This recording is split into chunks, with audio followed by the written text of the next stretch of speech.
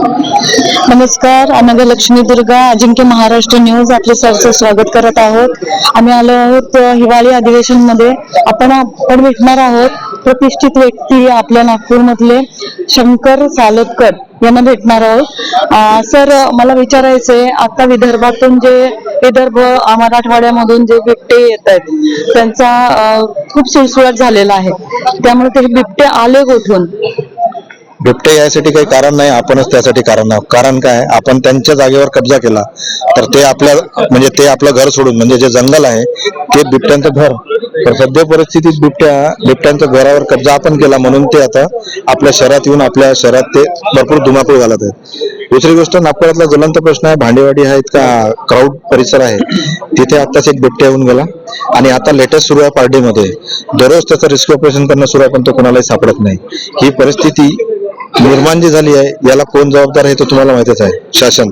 कारण आता एक असा प्रश्न आहे ताजा, तुम्हाला माहितच असेल, गडचिरोली जिल्हा हा महाराष्ट्र प्रदेशातला सगळ्यात महत्वाचा जिल्हा आहे. तिथे एक स्टील प्लांट सुरू झालेला आहे आणि तिथले पालकमंत्री मुख्यमंत्री साहेब आहे. आणि मुख्यमंत्री साहेबांनी तिथले सगळं जंगल आकवाड करून तिथला जे आयरन ओव्हर आहे तो काढण्यासाठी पूर्ण जंगल कापणे आणि जंगलातले जे काही प्राणी आहेत, तिथले राहणारे आहेत, त्यांचा रहिवास जो आहे तिथलं राहणं आहे ते सगळं संपवलेलं आहे.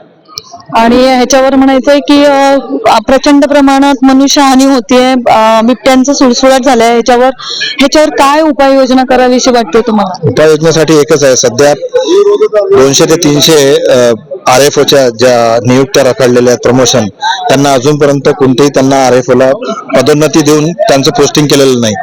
आणि शासनाला बिबट्याचं महत्व जास्त आहे आणि माणसाचं महत्व म्हणजे कमी आहे. कारण माणसाची किंमत आता हळूहळू कमी होत चाललेली आहे आणि बिबट्याची किंमत जास्त होत चालली आहे. त्याचं ज्वलंत उदाहरण हे असं आहे का, साऊथ आफ्रिका कुठून तरी काही बिबटे आणले होते माननीय पंतप्रधान मोदी साहेबांनी, त्यातले काही मेले आणि काही पळून गेले असं ऐकायला येत आहे. त्याबद्दल मी काही कन्फर्म नाही, पण ही गोष्ट सत्य आहे. कोरोनाच्या काळामध्ये बघितलं आपण, कोरोनाच्या काळामध्ये असंच झालं होतं की बाहेरून हा रोग आलाय किंवा त्याच्यावर प्रतिबंध केला नव्हता. त्याप्रमाणे तुम्हाला असं वाटतं की हे काहीतरी साजिश असेल? साजिश काहीच नाही.